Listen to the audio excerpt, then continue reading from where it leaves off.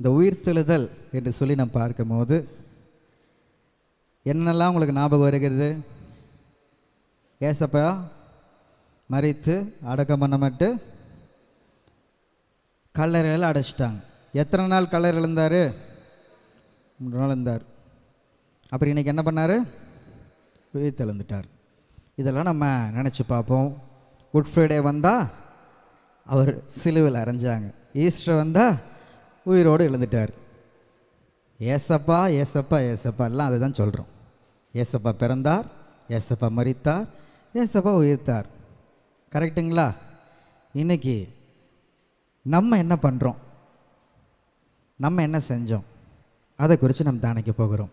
ஆண்டவராக இயேசு கிறிஸ்து தம்முடைய ஊழிய நாட்களில் எத்தனை பேரை அவர் உயிரோடு எழுப்பினார்? சம்படி சொல்லுங்க. ஆண்டவராக இயேசு கிறிஸ்து எத்தனை பேர்? 1 2 3 4 5 6 7 சொல்லுங்க. எத்தனை பேரை ஆண்டவராக இயேசு கிறிஸ்து தன்னுடைய ஊழிய நாட்களில் உயிரோடு எழுப்பினார்?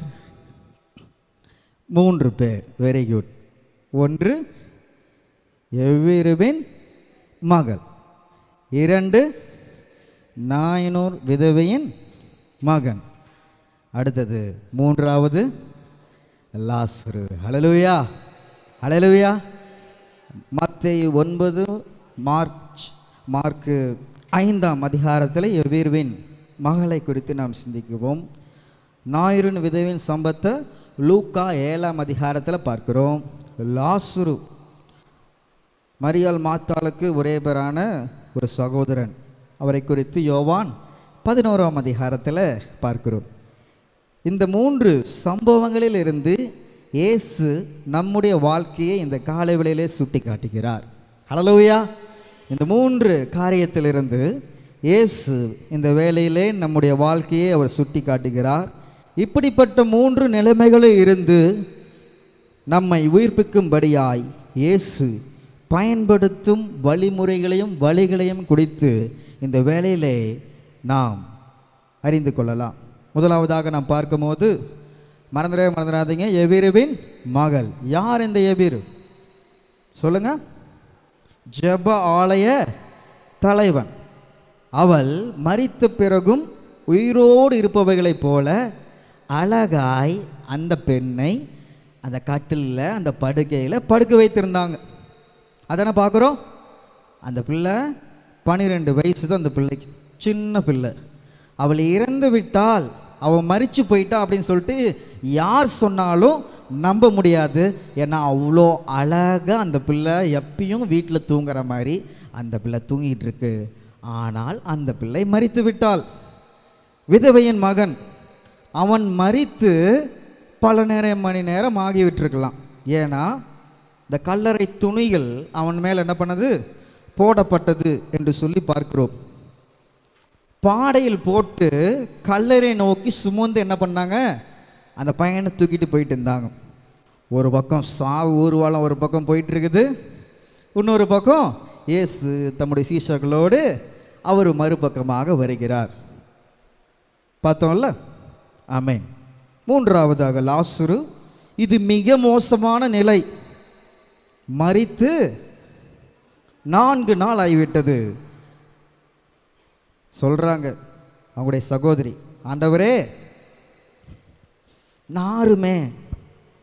பார்த்தீங்களா? இந்த 3 பேரை போல நம்முடைய வாழ்வும் இன்று இருக்கிறது, நம்முடைய நிலைமையும் இன்று இருக்கிறது என்று சொல்லி பார்க்கிறோம். எப்படின்னு கேட்குறீங்களா? எபிருவின் மகள் ரகசிய பாவங்களுக்கு அடையாளமாய் இருக்கிறாள். சொல்லுங்க. எபிருவின் மகள் இன்று ஆவிக்குரிய கண்ணோட்டத்தில் நாம் சிந்திக்கும் போது அவள் ரகசிய பாவங்களுக்கு அவள் அடையாளமாக இருக்கிறார். ஏனென்றால் அவள் மீது கல்லறை துணிகள் எதுவும் போடவில்லை. புழுக்கள் அவள் மீது தன்னுடைய வேலையை ஒன்றும் என்ன பண்ணல, செய்யல. கண்கள் ஒளி மங்கவில்லை. உயிரோடு இருக்கிறவர்களைப் போல இருக்கிறாள். பார்த்தீங்களா? அந்த வீட்டுக்குள்ளே யார் யாரெல்லாம் இருந்தாங்க?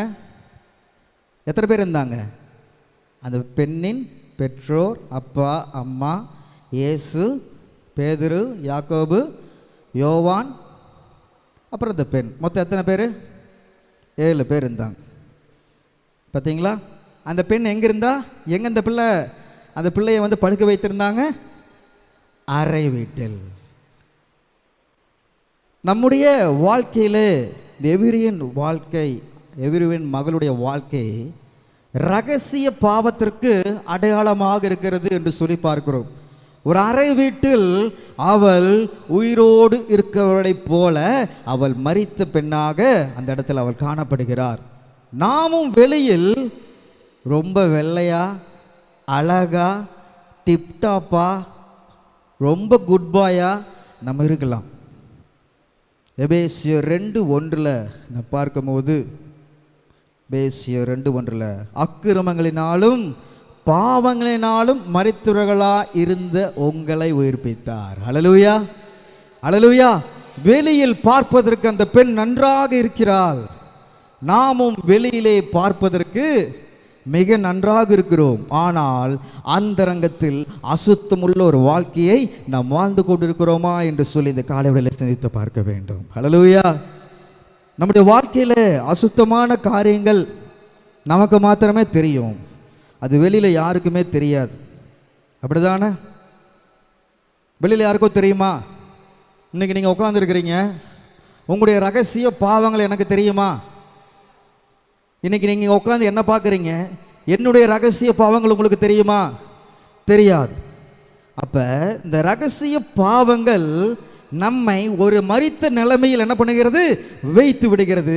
ஆனால் வெளியில் பார்ப்பதற்கு ஒன்றும் தெரியவில்லை. அது சிறு பெண் மரித்து விட்டாள், ஆனால் பார்ப்பதற்கு தூங்குவதை போல இருந்தாள்.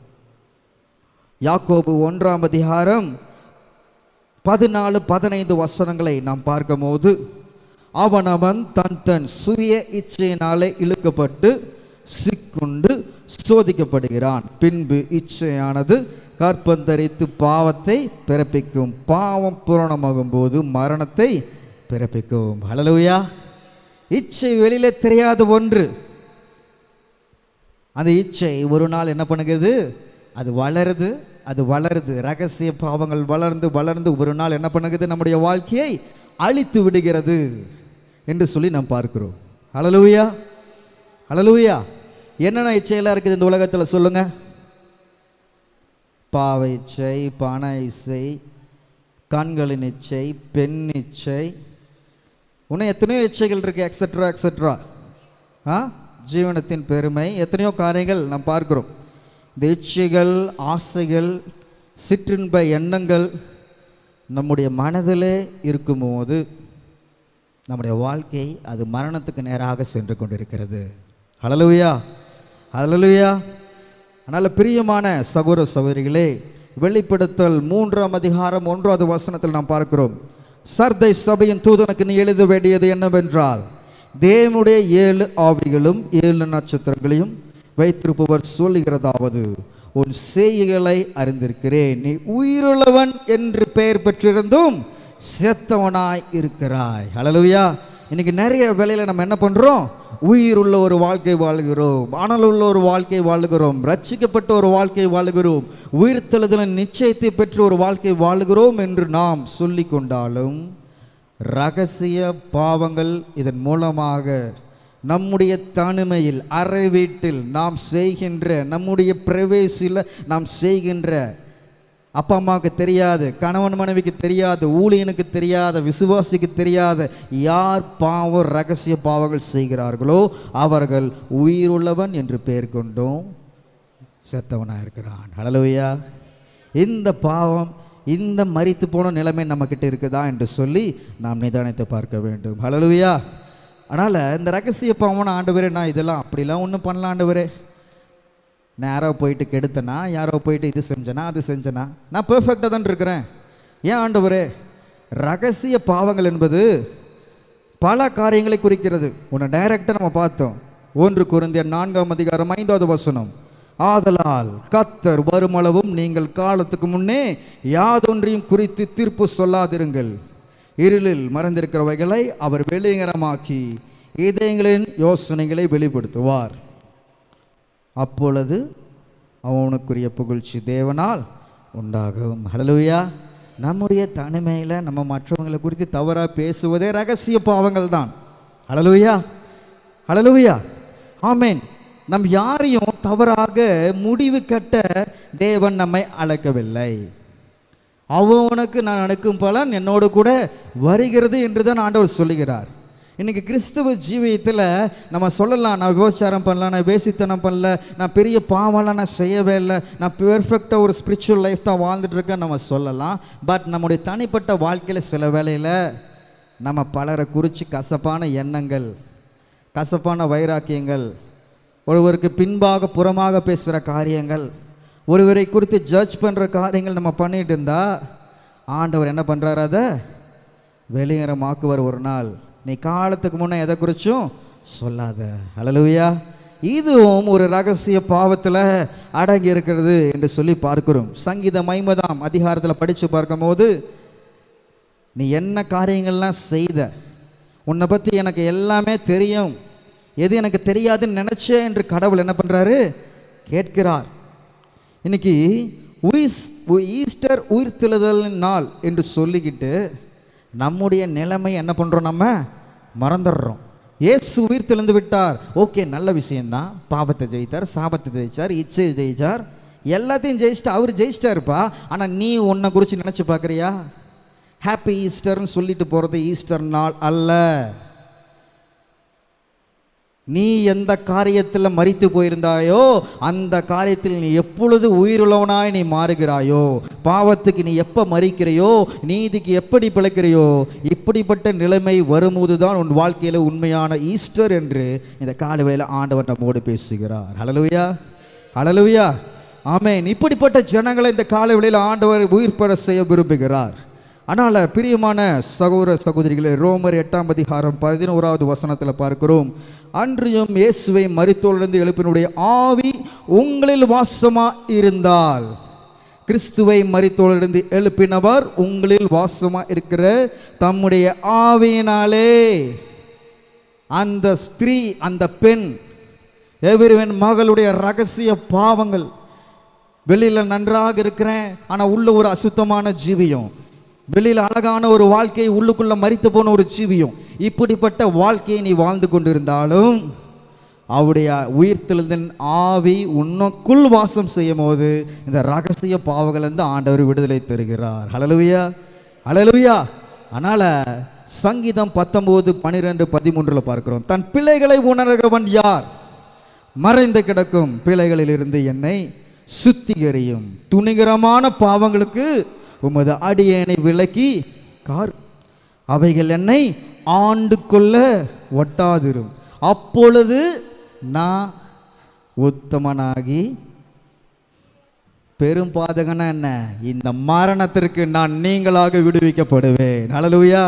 இந்த ஜெபம் இந்த காலையில் நாம் அனைவரும் செய்ய வேண்டும். பிரியமான சகோதர சகோதரிகளே, நம்முடைய ஜீவம் எப்படி காணப்படுகிறது? சர்தை சபையை போல உயிருள்ளவர்களாக இருந்தும் செற்றவர்களை போல ஒரு வாழ்க்கையை வாழ்ந்து கொண்டிருக்கிறோமா? எவரிவின் மகள் போல ரகசிய பாவங்களுக்கு நம்ம இடம் கொடுத்து கொண்டு வருகிறோமா? தேவனுக்கு முன்பாக எந்த காரியத்தையும் நாம் மறைக்க முடியாது. ஆண்டவர் அனைத்தும் அறிந்த தகவனாக இருக்கிறார். ஒருவேளை நீங்கள் உங்கள் கணவனுக்கு தெரியாமல் மனைவி மறைக்கலாம், மனைவிக்கு தெரியாமல் கணவன் மறைக்கலாம், பிள்ளைகளுக்கு தெரியாமல் பெற்றோர் மறைக்கலாம், பெற்றோருக்கு தெரியாமல் பிள்ளைகள் மறைக்கலாம், விசுவாசிகள் தெரியாமல் ஊழியர் மறைக்கலாம், ஊழியருக்கு தெரியாமல் விசுவாசிகள் மறைக்கலாம், வேலை செய்கிற இடத்துல உங்கள் முதலாளிக்கு தெரியாமல் நீங்கள் மறைக்கலாம், உங்களுக்கு தெரியாமல் முதலாளி மறைக்கலாம். இப்படி எந்த காரியங்களும் அடிக்கொண்டே போகலாம். அவர் பார்வைக்கு அனைத்தும் வெளியரங்கமாக இருக்கிறது. ஹல்லேலூயா. நான் குற்றமற்றவன், ஆண்டவரே இது என்னை ஆண்டு கொள்ள ஒட்டாதுங்க. இன்னைக்கு உயிர்த்தெழுதலின் அபிஷேகத்தை நான் பெற்றுக்கொண்டேன், இயேசு எனக்காக பிறந்தார், இயேசு எனக்காக மரித்தார், இயேசு எனக்கு என்று உயிர்த்தெழுந்தார் என்று சொல்லி நான் இன்னும் தவறான கசப்பான வைராக்கியங்களை என் உள்ளத்தில் வைத்துக்கொண்டு பலரை குற்றப்படுத்தி பாவத்தில் விழுந்து இச்சையில் விழுந்து இது மாதிரி ரகசிய குற்றங்கள் என் வாழ்க்கையில் இருந்தால் நான் எத்தனை முறை ஈஸ்டரை அனுசரித்தாலும் அந்த பெண்ணை போல வெளியில் அழகாக இருப்பேன். என் வாழ்க்கை செத்த வாழ்க்கையாக இருக்கிறது. ஆண்டவராக இயேசு கிறிஸ்து இந்த காலையில் நம்மோடு பேசுகிறார். இந்த செத்த வாழ்க்கையிலிருந்து உன்னை உயிர்ப்பிக்க நான் வல்லவராக இருக்கிறேன். ஹல்லேலூயா, ஹல்லேலூயா. இரண்டாவதாக விதவையின் மகன். இது பகிரங்கமான பாவத்திற்கு அடையாளமாக இருக்கின்றான். என்ன பாவம்? விதவையின் மகன் பகிரங்கமான பாவத்திற்கு அடையாளமாக இருக்கிறான். ஏனென்றால் விதவையின் மகன் மீது கல்லறை துணிகள் என்ன பண்ணாங்க? போட்டுட்டாங்க. அவனை பாடையில் வைத்து துணிகளை போற்று விட்டார்கள். பாடையில் வைத்து கல்லறைக்கு என்ன பண்ணுறாங்க? அந்த பையனை கூட்டிகிட்டு போயிட்டு இருக்காங்க. அவன் வீட்டின் அறையில் இல்லை, ஊர் வாசலில் வந்துட்டான் அந்த பையன். ஹல்லேலூயா. இன்னைக்கு வெளியரங்கமான பாவங்கள், துணிகரமான பாவங்கள், இப்படிப்பட்ட நிலைமையில் நாம் சிக்கி இருக்கிறோமா? இப்படிப்பட்ட வெளியரங்கமான பாவங்கள் நம்மளுடைய வாழ்க்கையில் வரும்போது நாம் வீட்டை விட்டு பிரிவோம், சபையை விட்டு பிரிவோம், தாயை விட்டு வெகு தூரம் சென்று விடுவோம். சில வாலிபர்கள் என்ன பண்ணுறாங்க? வெளியரங்கமாக துணிச்சலாக பாவங்களை செய்கிறாங்க. அதனால எத்தனை பேர் அவங்க வாழ்க்கையை அழித்து விடுகிறார்கள் என்று சொல்லி பார்க்கிறோம். இன்னும் பரலோக தந்தைக்கு எதிராக நம்ம என்ன பண்ணுறோம்? பாவத்தை செஞ்சு ஏசப்பா கிருபையை தந்து ரட்சிப்பு தந்து மீட்பு தந்தாலும் அந்த ஏசப்பா பேச்சை கேட்காம என்ன பண்ணுறோம்? நம்முடைய வீட்டை விட்டு, நம்முடைய ஸ்தானத்தை விட்டு வெளியரங்கமாக துணிகரமாக பாவம் செய்து இந்த உலகம் என்றும் பாடையிலே, பாவம் என்கின்ற பாடையிலே மரித்து போய் நாம் மரணத்துக்கு நேராக சத்துரு தூக்கிட்டு போகிறான் நம்முடைய வாழ்க்கையை.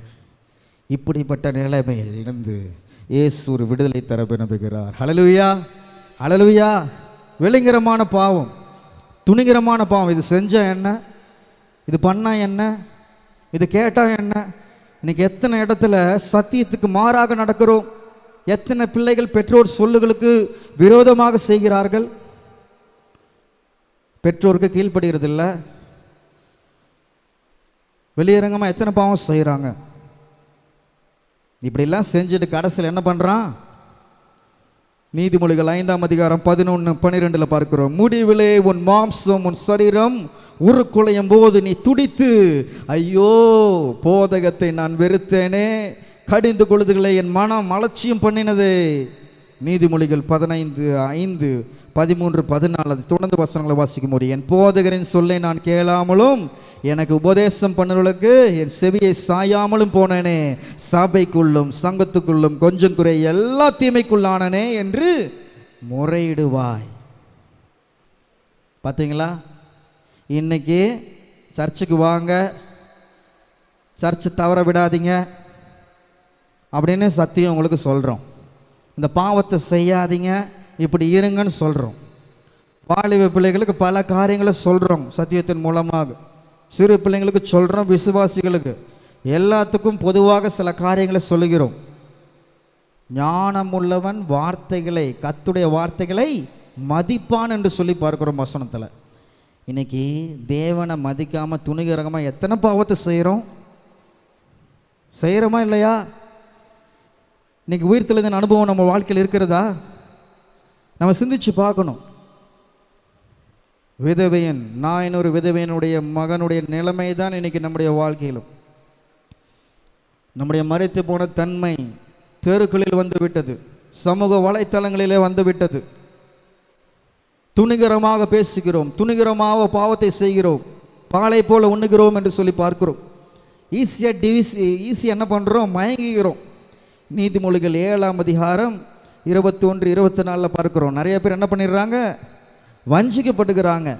துணிகரமான பாவத்திற்கு, ஆசையான வார்த்தைகளுக்கும், தன் மிகுதியான இனிய சொற்களால் அவனை வசப்படுத்தி தன் ஊதடைகளின் மதுர வாக்கினால் அவனை இணங்க பண்ணினாள். இன்னைக்கு எத்தனை சத்தியத்தை கேட்டு எத்தனை பேர் என்ன பண்ணாங்க? எத்தனை மனவாட்டி, இரத்தத்தினால் கழுவாப்பட்ட மனவாட்டி பிசாசின் சத்தத்துக்கும் கள்ள உபதேசங்களுக்கும் என்ன பண்ணுறாங்க? மயங்கர மாதிரி தான் பேசுவான், வசனங்களை திரித்து பேசுவான், வசனங்களை அழகாக ஜோடித்து பேசுவான். இன்னைக்கு ஒரு கூட்ட ஜனம் என்ன பண்ணுறாங்க? போகிறாங்க. ஒரு மூடன் விளக்கப்பட்டு தண்டனைக்கு போவதை போல ஒரு குருவி தன் பிராணனை வாங்கும் கண்ணியை அறியாமல் அதிலே விழுவது போல அவளுக்கு பின்னே போனான். அம்பு அவன் ஈரலை பிளந்தது. ஆனால் பிள்ளைகளே, எனக்கு செவி கொடுங்கள், என் வாயின் வார்த்தைகளை கவனிங்கள். ஹல்லேலூயா. இன்னைக்கு இயேசு உங்கள் வாழ்க்கையில் அன்று மரித்து போன அந்த நாயினொரு விதவையினுடைய மகன், அவனுடைய வாழ்க்கை கல்லறைக்கு நேராக சென்று கொண்டிருந்தது. இயேசு குறுக்கிட்டார், பாடையை தொட்டார். பாடியில் பாடையை தொட்டார். அவனுடைய பாதையை ஆண்டவர் மாற்றினார். ஹல்லேலூயா. பாடையை தொட்டவுடன் பாதையை தேவன் மாற்றினார். கல்லறைக்கு நேராக சென்று கொண்டிருந்தவனை மீண்டுமாக இல்லத்திற்கு தன்னுடைய தாயிடம் தேவன் அனுப்பி வைத்தார் என்று சொல்லி பார்க்கிறோம். ஹல்லேலூயா. இன்னைக்கு ஆண்டவர் விடுதலை தரும்போது நம்முடைய வாழ்க்கையிலே வெளியரங்கமாக பகிரங்கமாக ஆண்டவருக்கு விரோதமாக, குடும்பத்துக்கு விரோதமாக, ஊழியருக்கு விரோதமாக சில பாவங்கள் குற்றங்கள் நம்ம வாழ்க்கையில் செய்தாலும் நீங்கள் ஒப்பு கொடுக்கும் போது ஆண்டவர் உங்களுடைய வாழ்க்கையை தொடுவார். உங்களுடைய பாவத்திலே அவருடைய வல்லமையான கரத்தை கொண்டு அவர் தொடும்போது, குமாரன் உங்களை விடுதலையாக்கும் போது மெய்யான விடுதலையை நீங்கள் காண்பீர்கள். ஹல்லேலூயா, ஹல்லேலூயா, ஆமென். இன்னைக்கு உலகத்தின் கவர்ச்சிகளுக்கும் சிற்றின்பங்களுக்கும் நீங்கள் செவி கொடுக்காதிருங்க. இந்த உலகத்தில் எல்லாமே பார்வையில் தான் வச்சு பிசாசு நம்மளை விழத்தள்ளுவான். ஃபார் எக்ஸாம்பிள், நீங்கள் ஒரு கூகுளில் ஒரு வாட்சை பற்றி நீங்கள் சர்ச் பண்ணுறீங்க. நீங்கள் அந்த வாட்சை சர்ச் பண்ணிவிட்டு, ஓகே இது ரேட் அதிகமாக இருக்குது, ஓகே நான் இதை அப்புறம் வாங்கிக்கலாம், பர்ச்சேஸ் பண்ணிக்கலான்னு சொல்லிட்டு நீங்கள் அதில் வெளியில் வந்தாலும் உங்கள் வாட்ஸ்அப் திறக்கும் போது, உங்கள் ஃபேஸ்புக் திறக்கும் போது, இன்ஸ்டாகிராம் திறக்கும் போது எல்லாத்துலேயும் ஏடில் என்ன பண்ணுவான், அந்த வாட்ச் வாங்க கேட்டுக்கொண்டே இருப்பான். கடைசியில் என்ன பண்ணுவேன், உனக்கு அந்த இச்சை என்ன பண்ணுது, வளருது. காசு இருக்கான்னு பார்க்குற, அடுத்தது கடன் வாங்கலாமான்னு பார்க்குற, எங்கேயுமே கிடைக்கலைன்னா கடைசியில் திருடலான்னு பார்க்குற, கடைசியில் அந்த பாவத்தை செஞ்சு அந்த வாட்ச் எப்படிலாலும் வாங்கிடுற. இன்றைக்கி அதே மாதிரி தான் பிசாசு என்ன பண்ணுறான், சில பாவத்தை தரான், நம்மளுக்கு முன்னாடி வைக்கிறான். நம்ம இதுக்கு செவி கொடுக்குறோமா, இது செய்ய மாட்டோமான், கடைசியில் எப்படினாலும் அவனை பக்கத்தை என்ன பண்ணிடுவாம இழுத்து விடுவான்.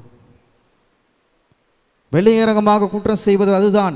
முதலாவதாக இது தவறில்லை, இப்படி பேசுவது தவறில்லை, இப்படி இருப்பது தவறில்லை என்று உங்கள் அந்த ரகசிய பாவங்களில் உங்களுக்கு ஒரு கம்ஃபர்ட் ஜோன் கொடுக்குற மாதிரி பண்ணிட்டு, நாளைக்கு அந்த பாவத்தை வளர விட்டு அது வெளியரங்கம் ஆகும்போது உங்களுடைய வாழ்க்கையில் அவமானங்களையும் நிந்தனைகளும் சமுதாயத்தில் பிசாசு கொடுக்குற நபனாக இருக்கிறான். அவன் ஒருபோதும் நீங்கள் நல்லா இருக்கணும்னு அவன் நினைக்க மாட்டான். திருடன், கொல்லவும், அழிக்கவும், வேறு ஒன்றுக்கும் அவன் வரான். ஆண்டவராக இயேசு கிறிஸ்து மாத்திரமே இந்த உலகத்தில் நமக்கு நித்திய ஜீவனை கொடுக்கும்படியாக அவர் இந்த உலகத்தில் வந்த ஒரே தெய்வம் ஆண்டவராக இயேசு கிறிஸ்து மாத்திரமே. ஹல்லேலூயா.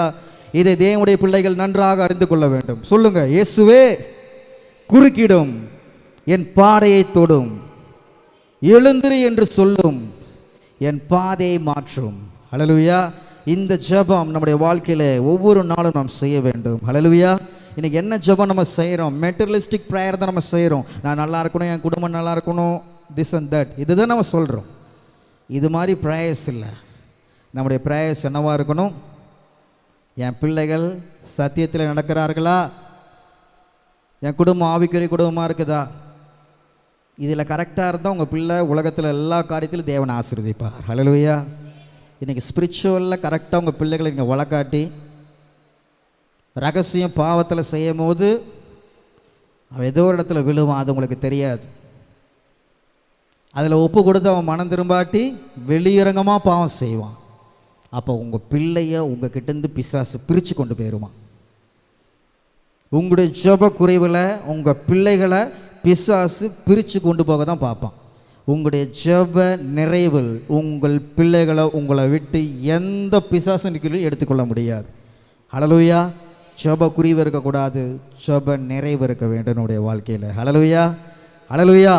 பயங்கரமான பாவங்களிலிருந்து தேவன் இந்த காலை வேளையில் விடுதலை தருகிறார். ஹல்லேலூயா, ஹல்லேலூயா.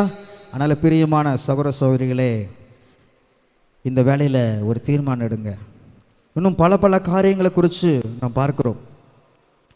இப்படிப்பட்ட நிலைமையிலிருந்து நாம் ரட்சிக்கப்படும் போது நிறைய வேளையில் நினைப்போம், எஸ்ஸப்பா என் நிலைமையை பார்த்தா ஊரே சிரிக்குதுப்பா, என்னுடைய சுச்சுவேஷனை பார்த்தா யார் என்ன மன்னிப்பா, ரகசிய பாவத்திலையும் மறித்து போயிட்டேன், வெளியரங்கமாக என் பேர் நாரி போச்சு, இப்படிப்பட்ட நிலைமையில் இருக்கிறேன். என் சொந்தக்காரன், என் கூட வேலை செய்கிறவன், சர்ச்சில் விசுவாசி எல்லாமே என் வாழ்க்கையை குறித்து தவறான கண்ணோட்டத்தில் பார்க்குறாங்க. இதுக்கு எல்லாத்துக்கு காரணம் என்னுடைய பாவம். அதனால இன்றைக்கி நான் அனுபவித்துக்கிற இந்த நிந்தைகள், அவமானங்கள், இதிலிருந்து ஒரு விடுதலை தருவீங்களா? ஊர் வாசலில் வந்து நிற்கிறேன், ஏசப்பா மரித்து போய்.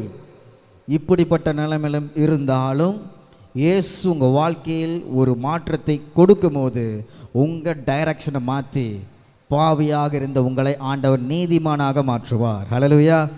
ஏசாயா 55ஆம் அதிகாரம் 7வது வசனத்தில் பார்க்கிறோம், இயேசு நம்முடைய பாவங்களை என்ன பண்ணுவார்? அவர் மன்னிப்பார் என்று சொல்லி பார்க்கிறோம். வாசிங்க ஏசாயா 55:7. துன்மார்க்கன் தன் வழியையும் தன் நினைவுகளையும் விட்டு கர்த்தரிடத்தில் திரும்ப கடவன், அவர் அவன் மேல் மனந்திருகுவார். அப்போ என்ன பண்ணுவார்? ஹல்லேலூயா. அப்போ ஏசப்பா முதலாவதாக மன்னிக்கிறார் இப்படிப்பட்ட நிலைமையில் இருக்கவங்கள. ரெண்டாவதாக நம்முடைய பாவத்தை மனசில் வச்சுட்டு இருக்க மாட்டார், அதை மறக்கிற தகப்பனாக இருக்கிறார். ஏசாயா 43:25. ஏசாயா 43:25. நானே உன் மீறுதல்களை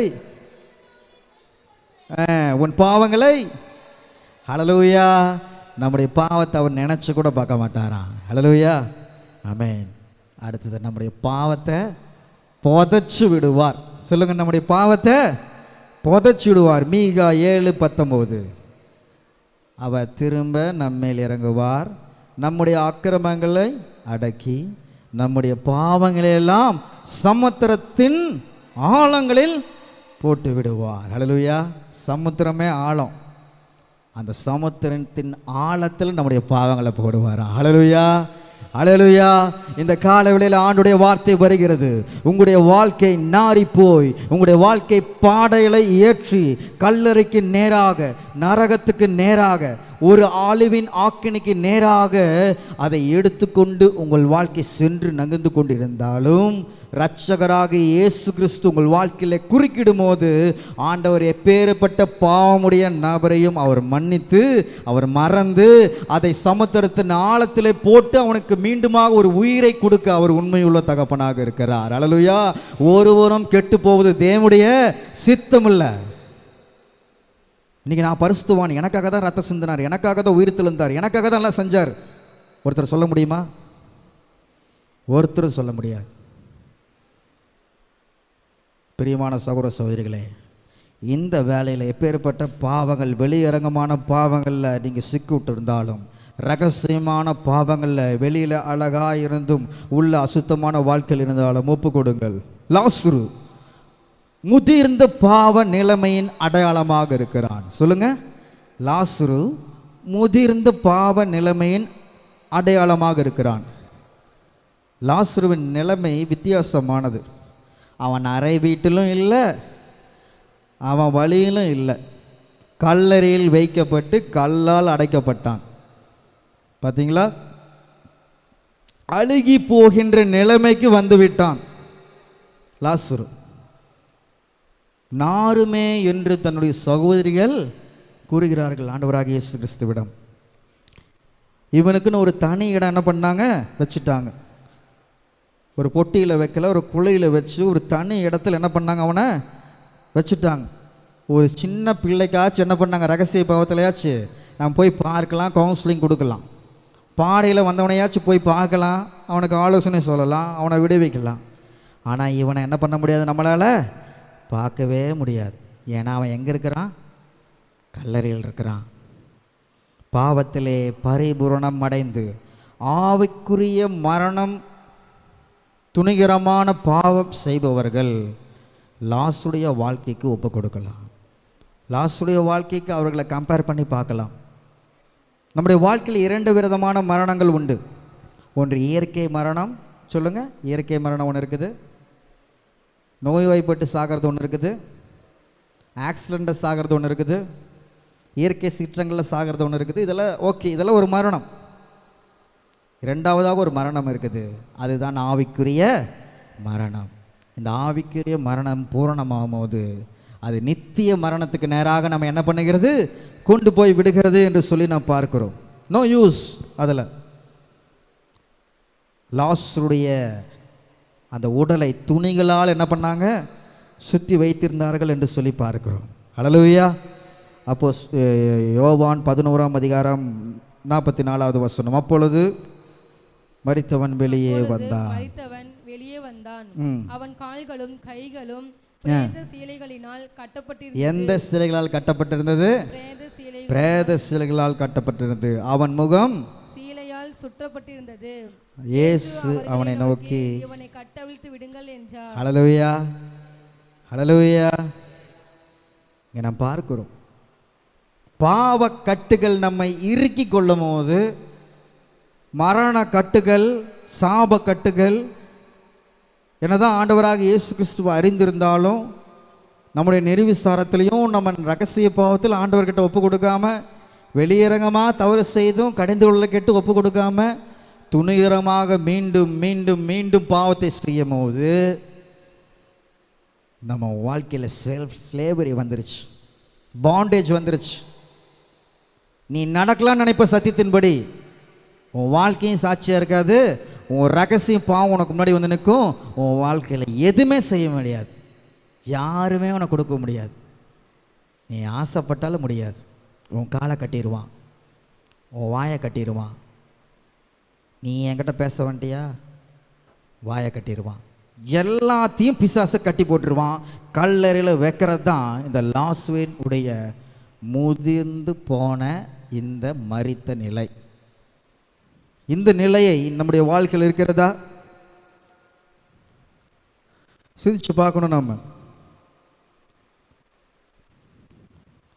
பாவத்திலே ஊறி போய் கிடந்த ஒரு நபர், ஒரு பகிரமான ஒரு பாவமுடைய ஒரு நபர் இணைந்து நாரி போய் ஒரு சபைக்குள்ளே வந்திருந்தாங்கன்னா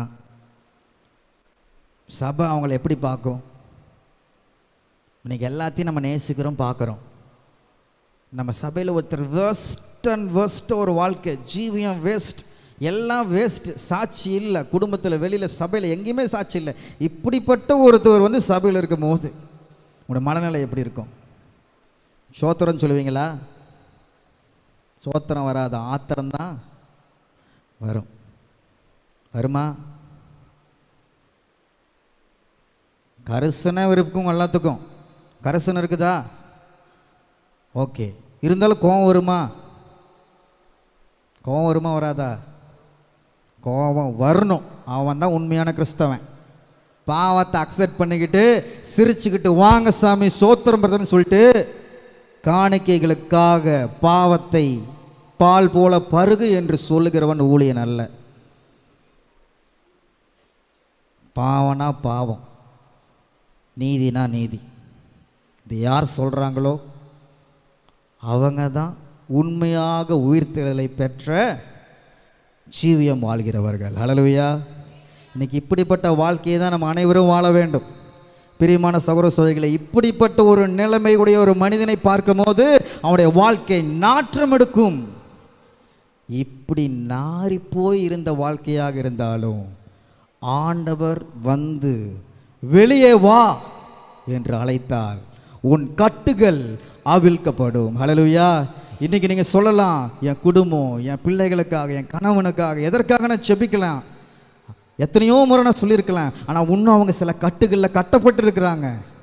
எத்தனையோ பேருக்காக செபிக்கிறேன், அவங்க என்ன பண்ணுறாங்க, இன்னும் கட்டுகளில் என்ன பண்ணுறாங்க, கட்டி இருக்கிறாங்க. அவங்களால வரவே முடியல. எத்தனை முறை சத்தியத்தை கேட்டோம், எத்தனை மட்டும் ஆலோசனை கேட்டோம், அவங்களால முடியல அப்படின்னு சொல்லியிருந்தீங்கன்னா, முதிர்ந்து போன நிலைமையில் இருந்தாலும் உங்களுடைய வேர்ட் ஆஃப் அத்தாரிட்டி நீங்கள் என்ன சொல்லணும்? இயேசுவின் நாமத்தினாலே வெளியே வா. உயிர்த்தெழுந்த இயேசுவின் நாமத்தினாலே வெளியே வா. இந்த ஒரு வார்த்தையை சொல்லி நீங்கள் செபிக்கும் போது 4 நாள் மரித்து போய் இருந்த லாசரு உயிரோடு எழுந்து வந்தான். ஹல்லேலூயா.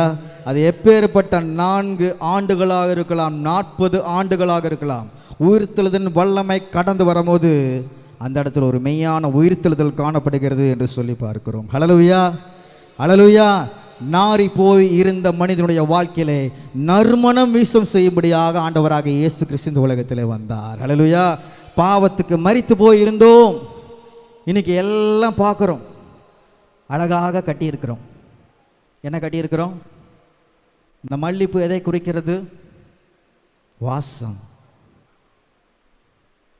நாற்றம் எடுத்த கல்லறை அல்ல, மகிழ்ச்சி தருகின்ற கல்லறை. மகிழ்ச்சி தருகின்ற இயேசு அவர் அந்த கல்லறையில் இல்லை, அவர் சொன்னபடி உயிர்த்தெழுந்தார். பிரியமான சகோதர சகோதரிகளே, இது எதை குறிக்கிறது? நாற்றம் எடுத்து நம்முடைய வாழ்க்கையில் நறுமண மீசம் செய்யும்படியாக இயேசு இதையெல்லாம் செய்கிறார். ஹல்லேலூயா. இந்த 3 பேரையும் ஆண்டவர் உயிர் பெற செய்தாரா இல்லையா? செய்தாரா இல்லையா? ஃபஸ்ட்டு சின்ன பாவம் உங்களுக்கெல்லாம் தெரியவா போகுது அப்படின்னு நான் ஒரு சின்ன தப்பு செய்கிறேன், அது எனக்கு மட்டும்தான் தெரியும். அதில் நான் கடந்து மனஸ்தாபப்பட்டு நான் இல்லைன்னா என்ன பண்ணுவேன்? நான் உங்களுக்கு தெரிஞ்சால் மட்டும் என்ன பண்ணுவீங்க? நான் இப்படி தான் இருப்பேன்னு சொல்லிட்டு இப்படி இருக்கேன். தம்பி இப்படிலாம் பண்ணாதப்பா, நீங்கள் உங்கள் வேலையை பாருங்கள், நான் என் வேலையை பார்க்குறேன். துணிகிறோம் துணிகிறோம் துணிகிறோம், கடைசியில் இப்படி வந்துட்டோன்னே நான் ஆண்டவருக்காக நிற்கிறேன், இதுக்காக பண்ணேன்னு சொல்லும் போது எல்லாமே தொடர்ந்து என் பின்னாடி வந்து நிற்குது. கேட்பாங்க, என்ன கேட்பாங்க? என்னப்பா அன்னைக்கெல்லாம் அப்படி பேசிட்டு இன்றைக்கி இப்படி பேசுகிற, உன் வாழ்க்கையை நாற்றம் எடுக்கிறது. அந்த வாழ்க்கை என்ன பண்ணுது தெரியுமா? தேவனுக்கென்று வைராக்கியமில் ஒரு ஜீவன் வாழலான் இருக்கும் போது இங்கு ஒரு பாவ சுவர், பரிசுத்தத்திற்கும் அசுத்தத்திற்கும் ஒரு பாவ சுவர் வந்து நிற்குது. இயேசுக்கும் எனக்கும் ஒரு பாவ சுவர் நின்று கொண்டு இருக்கிறது. அதை உடைக்கும்படியாக தான் ஆண்டவராக இயேசு கிறிஸ்து உயிர்த்தெழுந்தார். ஹல்லேலூயா. நீ மரித்து அடக்கம் பண்ணப்பட்டு உன் வாழ்க்கை அழிந்தது என்று பிசாசு நினைத்தாலும் உன் வாழ்க்கையை மீண்டுமாக உயிர் பெற செய்ய அவர் உண்மையுள்ள தேவனாக இருக்கிறார். ஹல்லேலூயா, ஆமென். எத்தனையோ பேருடைய வாழ்க்கையில் அவர் அற்புதம் செய்தார், அடையாளங்களை செய்தார், நம்ம பார்க்கிறோம். இன்னைக்கு we have to realize that, அதை நம்ம புரிஞ்சுக்கணும் நம்முடைய வாழ்க்கையில். பிரியமான சகோதர சகோதரிகளே, இந்த 3 பேருக்கும் இயேசு 3 நிலைமைகளில் அவர்களை விடுவித்து சில காரியங்களை சொன்னார். முடிக்க போகிறேன். முதலாவது, சிறு பெண்ணை கையை பிடித்து உயர்த்தினார். தலித்தா குமி என்று சொன்னார். சிறு பெண்ணை எழுந்திரு என்ற அர்த்தம். அந்த பிள்ளையிடம் இயேசு ஜீவனை ரகசியமாய் கொடுத்தார். ஹல்லேலூயா. ரகசிய பாவலுக்கு ரகசியமாக ஆண்டவர் என்ன பண்ணார்? ஜீவனை கொடுத்தார். பாடையை தொட்டார், வாலிமன் எழுந்திருந்தான், ஜீவன் பகிரங்கமாய் கொடுக்கப்பட்டது. ஹல்லேலூயா. லாசரு சத்தமாய் கூப்பிட்டார், ஜீவன் எல்லோரும் காணும்படியாக கொடுக்கப்பட்டது. ஹல்லேலூயா. இதிலிருந்து என்ன நம்ம தெரிஞ்சுக்கிறோம்? நம்முடைய வாழ்க்கையில் எந்த நிலைமையில் இருந்தாலும் ஆண்டவரால் உயிர் பெற செய்யும். ஹல்லேலூயா, ஹல்லேலூயா. பிரியமான சகோதர சகோதரிகளே, ஜான் பனியன், மோட்ச புஸ்தகத்தை எழுதின ஜான் பனியன் அவர் சொல்கிறாரு, ஒருவனை உயிரூட்ட என்ன செய்ய வேண்டுமோ அதை தேவன் செய்வார். ஒருவனை உயிரூட்ட, உயிர்ப்பிக்க என்ன செய்ய வேண்டுமோ அதை தேவன் செய்வார் என்று சொல்லி பார்க்கிறோம். உங்கள் வாழ்க்கை எந்த நிலைமையில் இந்த ஸ்டேஜில் இருந்தாலும் உங்கள் வாழ்க்கையில் உயிர்த்தெழுதலை கொண்டு வருவதற்கு ஆண்டவர் எந்த எக்ஸ்ட்ரீம் வேணாலும் என்ன பண்ணுவார்? அவருடைய கிருபையின் காலம் முடிகிற வரைக்கும் அவர் தருவார். ஹல்லேலூயா. முதலாவதாக அந்த சிறு பெண்ணுக்கு ஆண்டவர் சொன்ன காரியம், இவளுக்கு ஆகாரம் கொடுங்கள். பிரியமான சகோதர சகோதரிகளே, ஆகாரம் மிக அவசியம். உயிர்த்தெழுந்த பாவத்துக்கு, ரகசிய பாவத்தில் நாம் மரித்து போகாமல் இருக்க சத்தியம் என்கின்ற ஆகாரத்தை அனுதினமும் நாம் புசிக்க வேண்டும். ஹல்லேலூயா, ஹல்லேலூயா, ஆமென். இயேசு சொன்னார், இவளுக்கு ஆகாரம் கொடுங்கள். இன்னைக்கு நன்றாக ஆகாரம் நாம் புசிக்க கொள்ளும் போது இந்த ரகசிய பாவங்களுக்கு நாம் விலகி நீதியின் பாதையில் நடப்போம். ஹல்லேலூயா. இரண்டாவதாக நாம் பார்க்கிறோம், அந்த தாய் இந்த இடத்துல பார்க்கும்போது இயேசு அந்த மகனை தன்னுடைய தாயிடம் என்ன பண்ணார்? ஒப்பு கொடுத்தார். ஒரு மரித்து போன ஒரு நிலைமையில் இருந்து பகிரங்கமாக பாவத்தை செய்த ஒருவனை செத்தவர்கள் கூட்டத்திலிருந்து உயிருள்ள ஒரு கூட்டத்திற்கு நேராக மாற்றினார். சபையில் கொண்டு வந்து சேர்ப்பார். ஹல்லேலூயா. இப்படிப்பட்ட நிலைமையில் உள்ளவர்களை துணிகரமாக சத்தியத்தை கேட்டு சபைக்கு வராமல் கடிந்து கொள்ளுதலாக கடினமாக இருக்கிறவங்களை, இந்த அடிமைத்தனத்தில் மரித்து போய் இருக்கிறவங்களை இயேசு திசையை திருப்பி சபையில் மீண்டுமாக கொண்டு வந்து சேர்ப்பார். ஹல்லேலூயா. பாதையை மாற்றுவார். மூன்றாவதாக இவனை கட்டவிழ்த்து விடுவீங்கள் என்று சொன்னார். ஹல்லேலூயா. பாவத்தின் சங்கிலிகளிலிருந்து ஆண்டவர் ஒரு விடுதலையை தருவார். ஹல்லேலூயா. இன்னைக்கு காலையில் எது உண்மையான ஈஸ்டர் என்று நீங்கள் எல்லாரும் தெரிஞ்சுக்கிட்டோம். எது உண்மையான ஈஸ்டர்? என்னுடைய பாவங்களிலிருந்து நான் எப்பொழுது உயிர்த்தெழுதுகிறேனோ அதுதான் உண்மையான ஈஸ்டர். ஹல்லேலூயா. உயிர்த்தெழுதல் என்பது இயேசு உயிர்த்தெழுந்து பரத்துக்கு நேராக சென்று விட்டார், நான் உயிர்த்தெழுந்து பரத்திற்கு நேராக செல்வேனா என்பதுதான் இந்த காலையில் நம்மேல் வைக்கப்பட்ட கேள்வி. 1 தீமோத்தேயு 5ஆம் அதிகாரம் 24-25 வாசித்து நாம் நிறைவு செய்யலாம். 1 தீமோத்தேயு 5ஆம் அதிகாரம் 24-25 வசனங்களை வாசிக்கலாம். இலருடைய பாவங்கள் நியாய தீர்ப்புக்கு முந்திக்கொள்ளும், பின்தொடரும்.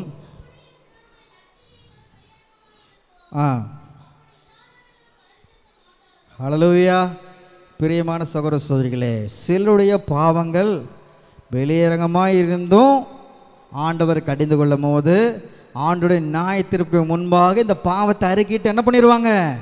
மனம் திரும்பி ஒரு நல்ல வாழ்க்கை வாழ ஆரம்பிச்சிருவாங்க. ஆனால் சிலருடைய பாவங்கள் என்ன பண்ணுது? அவர்களை பின்தொடர்கிறது என்று சொல்லி பார்க்கிறோம். அது பின்தொடர்ந்து எங்கே போய் விடுகிறது? நித்திய ஆக்கினைக்கு நேராக கொண்டு போய் விடுகிறது. அதே போல் இன்றைக்கி நமக்காக கொடுக்கப்பட்ட வார்த்தை என்ன தெரியுமா? அப்படியே சில நற்கிரிகளும் வெளியரங்கமாக இருக்கும். ஹல்லேலூயா. இன்றைக்கி நம்முடைய பாவங்கள் வெளியரங்கமாக இருக்கக்கூடாது, கிறிஸ்துவ பிள்ளைகளுடைய நற்கிரிகள் வெளியரங்கமாக இருக்க வேண்டும். ஹல்லேலூயா. ஹல்லேலூயா. சில வேளையில் நான் நற்கிரியை செய்கிறேன், நல்லவனாக வாழ்கிறேன், உத்தமமாக வாழ்கிறேன். நிறைய பேர் சொல்லுவாங்க நல்லவனாக வாழ்கிறதெல்லாம் வேஸ்ட், நல்லவனாக வாழ்ந்தால் அந்த உலகம் ஒன்றை மதிக்காது, சூதுபாது தெரிஞ்சுக்கோ, நீயும் 10ஓட 11 இருந்துக்கோ. நிறைய பேர் சொல்லுவாங்க இந்த உலகம் பொல்லாத உலகம். நிறைய பேர் சொல்லுவாங்க, நிறைய பேர் இது மாதம் ஸ்டேட்டஸ் கூட வச்சுக்குவாங்க, மை லைஃப் மை ரூல்ஸ், இது ஆட்டிடியூட் அப்படின்பாங்க.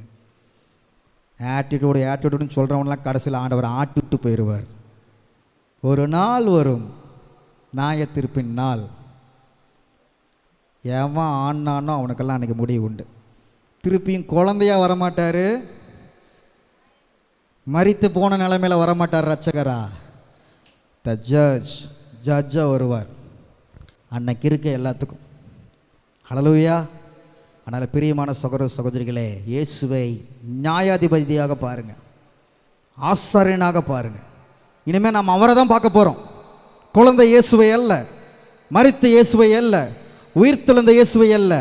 இனி நாம் முகமுகமாக காண்புகின்ற இயேசு நியாயாதிபதி, என்னை நியாயம் தீர்க்கவர். அவரை தரிசிக்க, அவரை தொழுது கொள்ள, ரகசிய பாவங்களில் நீங்கள் அடிமையாக இருந்தீங்கன்னா, வெளியில் நல்லவன் போல வேஷம் போட்டுக்கிட்டு உள்ள பாவமான காரியங்கள், அசுத்தங்கள், இச்சைகள், காம வெறிகள், இந்த மாதிரி காரியத்தில் இருந்தோம்னா, பொல்லாத காரியங்கள் இருந்தோம்னா இன்னைக்கு ஒப்பு கொடுங்க, ஆண்டவர் விடுதலை ஆக்குவார். அது சிறு பொன் அப்படி இருந்தா இன்னைக்கு ஒப்பு கொடுங்க. இன்னைக்கு சத்துரு உலகத்தை கொண்டு போய் இருக்கிறான், கிறிஸ்துவ ஜனத்தை எங்கேயோ கொண்டு போயிட்டு இருக்கிறான். சிலது பகிரங்கமான பாவங்கள், சத்தியத்தை கேட்டு நடக்க முடியாத சில பாவங்கள் செய்து கொண்டு இருந்தீங்கன்னா இன்னைக்கு ஒப்பு கொடுங்க, ஆண்டவர் உங்கள் திசையை மாற்றுவார். மூன்றாவதாக, உங்கள் வாழ்க்கை இதில் எல்லாத்துலேயும் தோற்று போய் இன்னைக்கு அவமானப்பட்ட நிலைமையில் இருந்தாலும், நாரி போன நிலைமையில் இருந்தாலும், உங்கள் சுற்றியில் இருக்கிறவங்க, உங்கள் பக்கத்தில் இப்போ உட்காந்துருக்கவங்க கூட உங்களை தப்பாக பேசினாலும், யார் என்ன தான் பேசினாலும், உங்களில் பாவம் இல்லாதவன் இவள் மேல் கல் எறிய விடுன்னு தான் சொல்கிறார். எனக்கு எவனும் கல் எறிகிறதில்ல, சொல் எறிகிறோம். பிரியமான சகோதர சகோதரிகளே, இப்படிப்பட்ட நிலைமையில் இருந்தாலும் ஆண்டவரை உங்கள் வாழ்க்கையை உயிர் பெற செய்ய முடியும். ஹல்லேலூயா, ஹல்லேலூயா. உண்மையான உயிர்த்தெழுதலை பெற்றுக்கொள்வீங்களா? எத்தனை பேர் பெற்றுக்கொள்வீங்க? அனைவரையும் எழுந்து நிற்கலாம். எங்கள் மிகவும் அன்பாக நேசிக்கிற அன்பின் பரலோக தேவனே, இந்த ஆசீர்வதிக்கப்பட்ட காலைகளிலும் ஆண்டவரே, இந்த மெய்யான உயிர்த்தெழுதல் என்ன என்று சொல்லி நாங்கள் பார்த்தோம் ஏசப்பா. ஆண்டவரே, நீரும் இந்த உலகத்திலே 3 நபரை உயிரோடு எழுப்பினீர். ஆண்டவரே, 1 யவீருவின் மகள், 2 ஆண்டவரே நாயின் ஒரு விதவையினுடைய மகன், 3வது லாசரு. 3 வாழ்க்கையிலும் 3 விதமான பாவத்தில் மரித்து போய் இருந்த நிலைமையை நாங்கள் பார்த்தோம். 1 ரகசிய பாவம், 1 வெளியரங்கமான பாவம், 1 முதிர்ச்சி அடைந்த பாவம். இன்னைக்கு எந்த பாவத்தில் நான் இருக்கிறேன் என்று சொல்லி நான் நிதானித்து அறிய வேண்டும். We have to realize. ரகசிய பாவத்தில் இருந்தீங்கன்னா நீங்கள் இப்போ யார்ட்டையும் சொல்ல வேண்டாம், இப்போ ஆண்டவர்கிட்ட சொல்லிடுங்க. யாருக்கும் தெரியாமல் உங்கள் மனசாட்சிக்கு தெரியும். ரகசிய பாவத்தில் இருந்தீங்கன்னா இப்போ சொல்லிடுங்க. ஆண்டவர் மரித்து போன நிலைமையிலேருந்து உங்களை வெளியே கொண்டு அவர் உண்மை உள்ள தேவனாக இருக்கிறார். எந்த ரகசிய பாவமாக இருந்தாலும் சொல்லிடுங்க. தன் பாவங்களை மறைக்கிறவன் அந்த நித்திய ஜீவனை, அந்த உயிர்த்தெழுதலை பெறமாட்டான். அதை அறிக்கை செய்து என்னைக்கு அவன் விடுகிறானோ அவன் இரக்கம் பெறுவான். பிரியமான சகோதர சகோதரிகளே, 2வதாக வெளியரங்கமான பாவம். திசை மாறி சென்று கொண்டிருக்கிறீங்களா உங்களுடைய வாழ்க்கையில்? ஆண்டவர் இன்னைக்கு உங்கள் பாடையை அவர் தொடுவார். பாவத்துக்கு மரித்து போய் ஒரு வழியில் சென்று கொண்டிருந்தாலும் ஆண்டவர் உங்கள் வாழ்க்கையை தொட உண்மையுள்ள தகப்பனாக இருக்கிறார். 3வதாக ஒப்பு கொடுங்க. நாரி போன என் வாழ்க்கையை ஆண்டவர் நறுமணமாய் மாற்றுவார். நாரி போன என்னுடைய வாழ்க்கையை நாசரேத்தின் நாதர் நறுமணமாய் மாற்றுவார். ஹல்லேலூயா. ஒருவனை உயிர்ப்பிக்க எந்த எக்ஸ்ட்ரீமுக்கு வேணாலும் ஆண்டவர் செல்வார் என்பதற்கு அடையாளம்தான் இன்னைக்கு ஒரு பாடு மரணத்துக்கு வழியாக சென்று உயிர்த்தெழுந்தார். பிரியமான சகோதர சகோதரிகளே, ஆண்டுடைய வார்த்தை இந்த காலை வேளையில் உங்கள் அனைவரிடத்தில் துணித்து கொண்டிருக்கிறது. ஒப்புக்கொடுங்க. உண்மையான உயிர்த்தெழுதலை நான் பெற்றுக்கொள்ள வேண்டும். உண்மையான ரட்சிப்பை நான் பெற்றுக்கொள்ள வேண்டும். சடங்காச்சாரமாக ஈஸ்டரை கொண்டாடுகிற நபராக நான் அல்ல. கடமைக்காக ஈஸ்டரை கொண்டாடுகிற நபராக அல்ல. என் வாழ்க்கையில் உண்மையான ஈஸ்டர் என்னவென்றால் தேவனுக்கு முன்பாக ஊத்தமாய் நடப்பதே உண்மையான ஈஸ்டர்.